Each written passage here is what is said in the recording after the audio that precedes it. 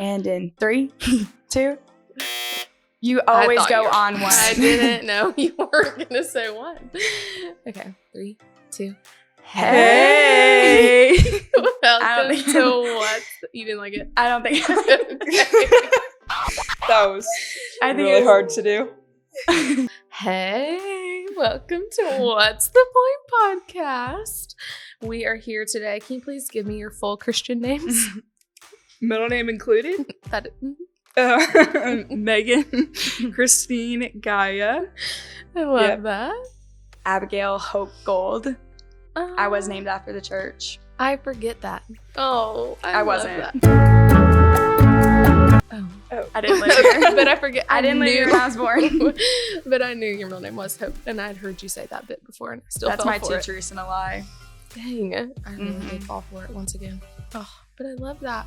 Okay, ladies, thought that maybe we could spend a little bit of time today to obviously hopefully encourage, but maybe look back a little bit and talk about, because you guys both grew up here at Hope, but your stories and experiences look different, and now you guys have both volunteered in the ministry in different capacities with the high school girls. And so just kind of wanted to talk through, like, what did growing up in the faith look like here?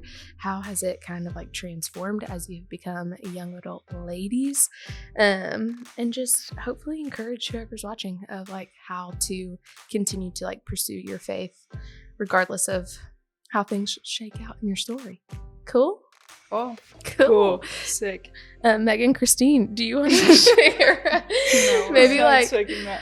how long you've like been around when you started coming to Hope, and a little bit of like what middle school, high school looked like for you? Yeah, so my parents started going here, maybe 99 or something, or early 2000s, but it was like right before I was born. Got baptized here, 8 months old, and then for as long as I can remember, just was here, did VBS, then started off in middle school. Came on a Wednesday night. We were like 200 people here. I was so overwhelmed as a little 12-year-old. I had no idea what to expect.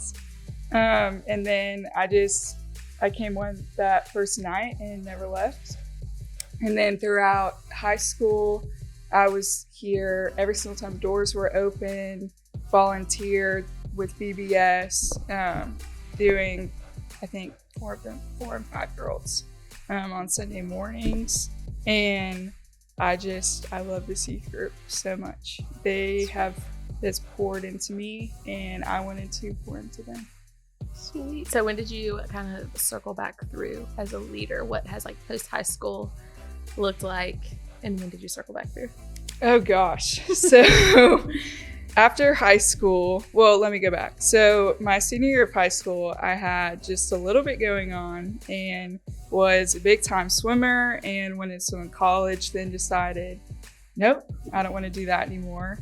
And then finished with a plan to move to Nashville or potentially New York and do fashion for a little bit. And so once I graduated from high school, moved to Nashville, lived there for about 9-ish months, had some life-changing things happen, then moved back here. And I remember talking to someone and they said, why don't you come volunteer? And I said, oh, I'll think about it.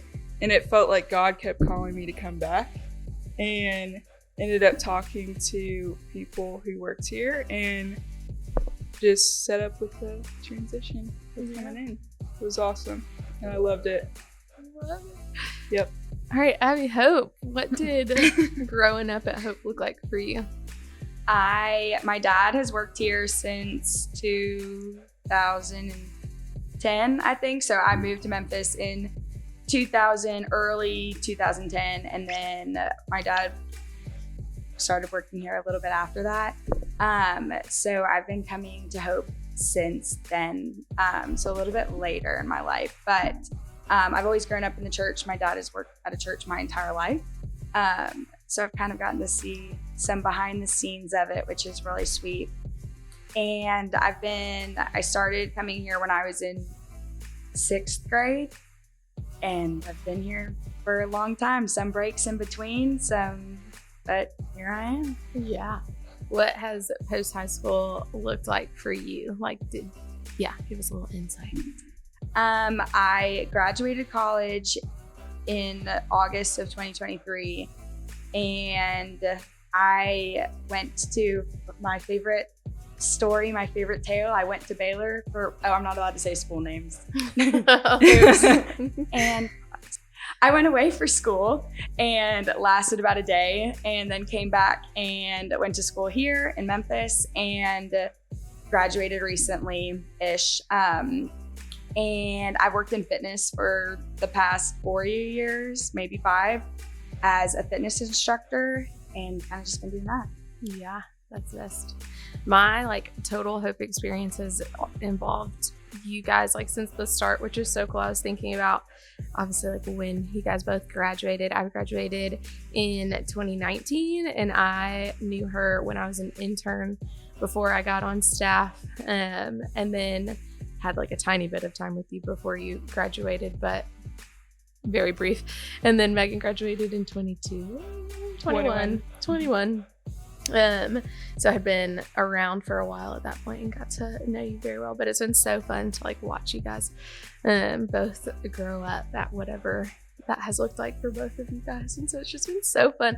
I always think it is so special when people grow up and know something so well and just want to come back and invest in that.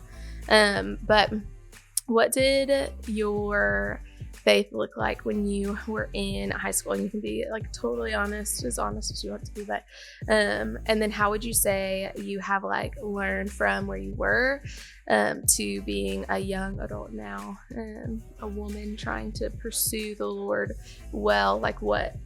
How has that changed or shifted? Maybe how did your foundation inform who you are now?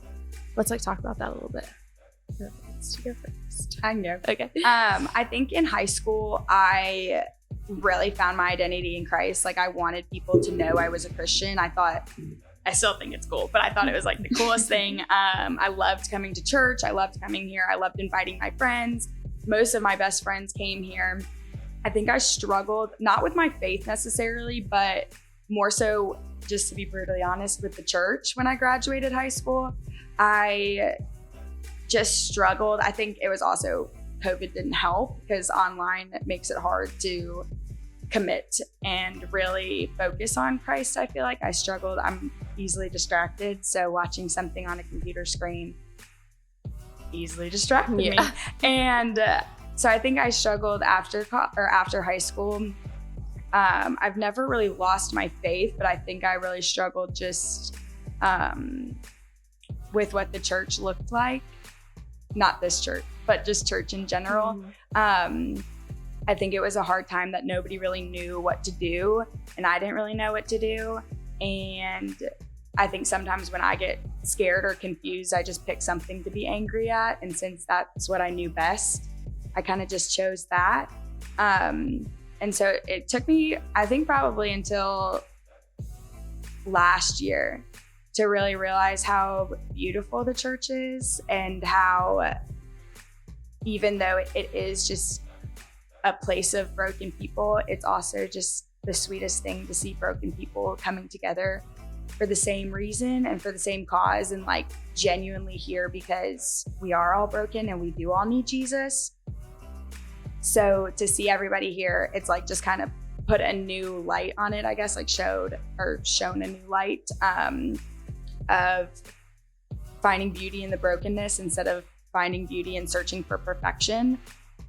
Because I'm a people pleaser. I'm a not perfect person, but I love to try to be my perfect happy-go-lucky, and I struggled a lot with just anxiety and stuff like that. So it was easy to blame the thing I knew the best. And now I look back on that and I just see the sweetness of what Hope did for me, and how people here always knew what was going on in my life and knew and asked my dad about me constantly, and just gave advice. I worked here a couple times, just stuff like that. So having a place to always come back to has just changed is just detrimental to, I think, like, is the most beneficial thing for people to have, is having that steady place and having the place that's always there despite if I leave, because that's just the perfect example of what Jesus is. Like, I can run away as many times and if I look back, he's still right there, somehow closer than before. And I feel like that's what hope has done for me too, is I've run away a lot of times and I look back and it's still there, closer than before. So yeah, I think like having like a faith that you're confident, you're like, I can wrestle a little bit and not be perfect, and have people that you can like openly and honestly wrestle with and talk things through. And I know you even have that in your dad, which is so cool. Yeah, I think that one of my favorite pieces of Christian advice that I've gotten is that in real relationships, there are fights and arguments, and in real relationships, there's turmoil, and in real relationships, there's struggles.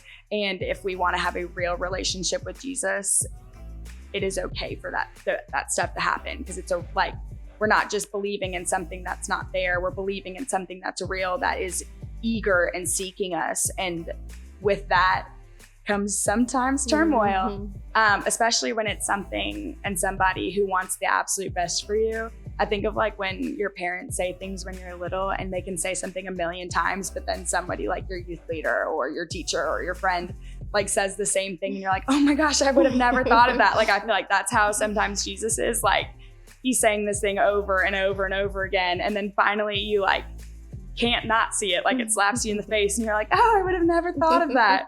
So yeah, but I think that is a sweet reminder that I think often we are encouraged to not ask questions, but that's not how the Bible works or what Jesus says. He encourages us to ask questions. So I think that's pretty cool. Yeah. Oh, that's cool. I love that. I really love it. Meg? So when I grew up here, I mean, like I said before, I was here, I mean, I'm not even kidding, every single time there was something, I was here. But I grew up with difficult family dynamic. My parents, there was a lot of conversation growing up of divorce.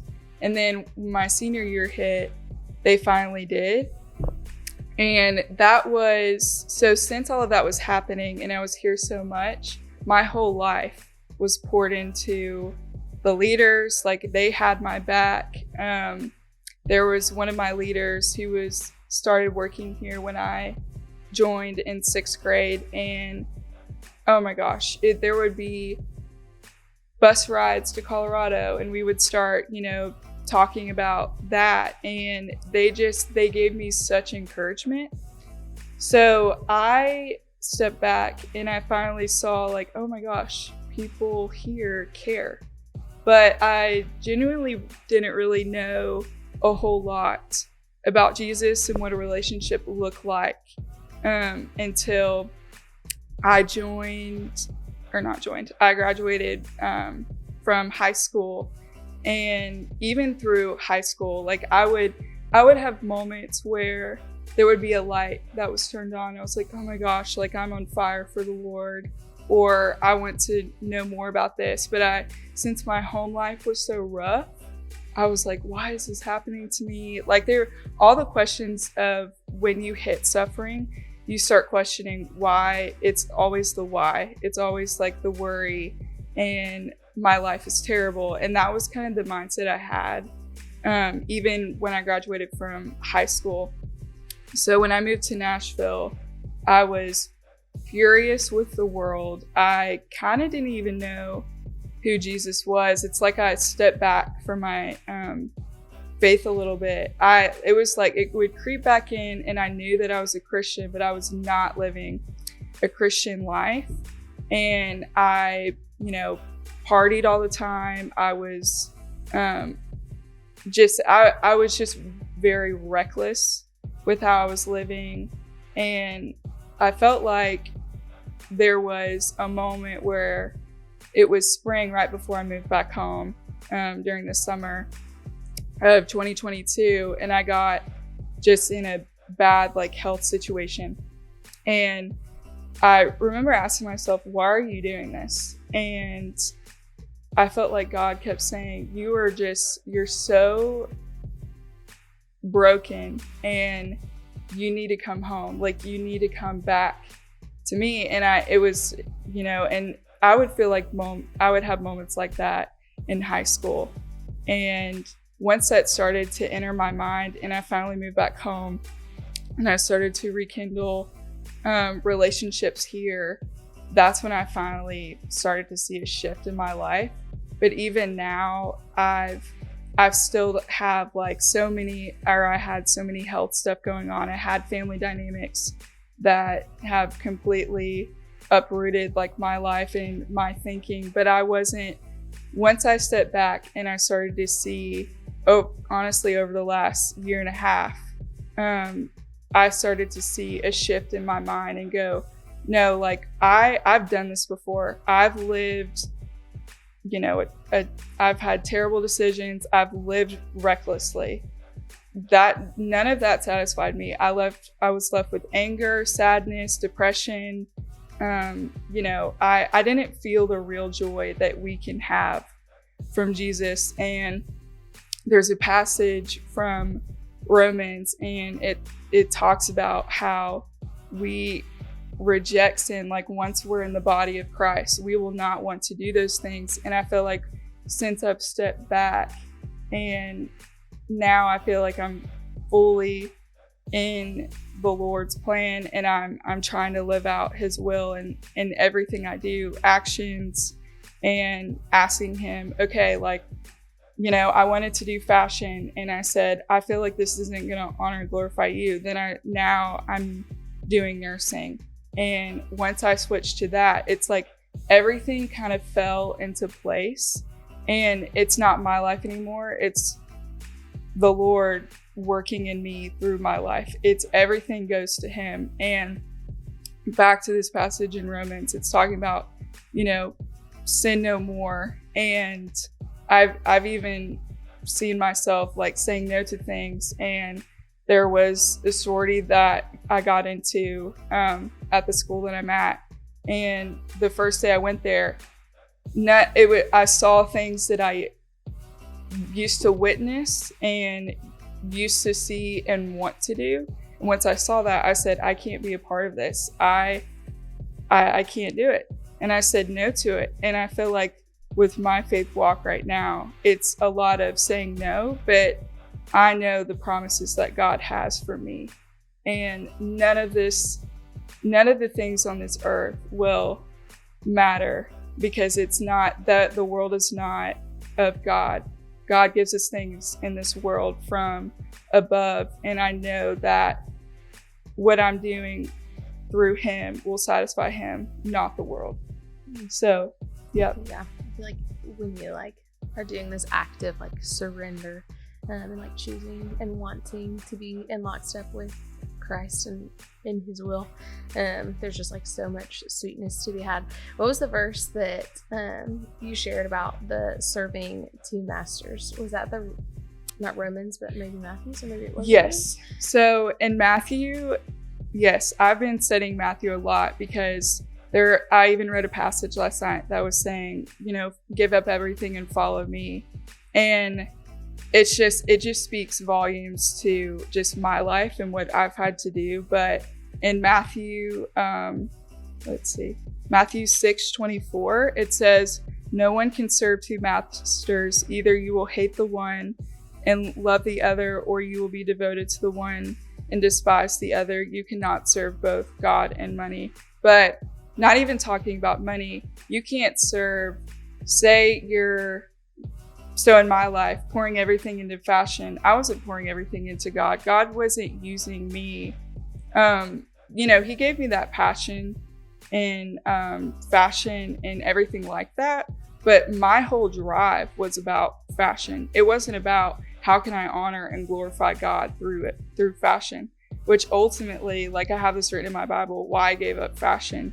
It's because now through nursing, I feel like I can honor and glorify God better. And that speaks volumes to so much of my life. Yeah.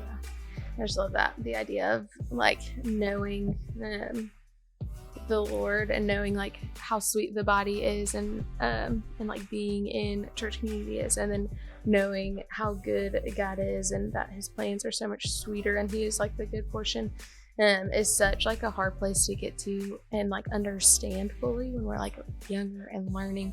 But there's just something sweet about getting to a place of surrender and a place of like confidence in knowing that like this relationship will stand and can stand despite like the season or the storm. And so it's been so sweet to like watch you guys grow in those ways from different distances and having different conversations, but getting to hear just kind of who Jesus is to you in this season, and get to watch you walk with the girls, knowing that you guys have these really sweet stories of like just the wrestling and the distance and the closeness and everything in between. And so it's so fun to watch you guys like live that out in a different way with girls, which is just so fun and so encouraging.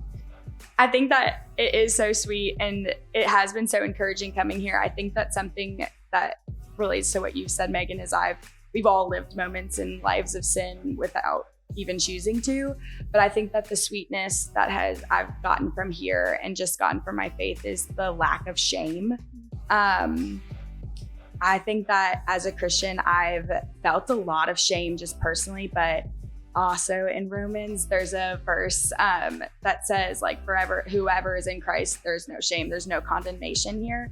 And so it has just been the sweetest thing, not only to watch you as well, but it's just been so sweet too. And that's, I guess, my word of the day, sweet. But it has been so sweet and rewarding to come back to something and see how it's been built, and knowing that what I am investing in those girls is the same thing that you invested in me, whether you know of the impact you've made in my life or not. And I think that that is so cool, because if like I've watched you impact so many people and I've seen you impact people, and being able to be a small part of these girls' lives and hoping that one day in 10 years they're sitting on the same couch, what's the point?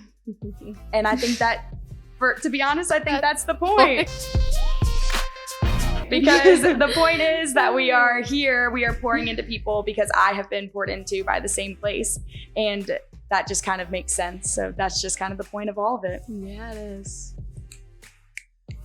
Yeah, it's just so sweet. It's so sweet to look back and to think ahead. And it's just so fun to get to do this with you guys. But that is all the time we have for today. This has been so fun. So thankful to have you guys here in so many different capacities. But you guys, we will see you next time on What's the Point? Cool? Bye. Bye.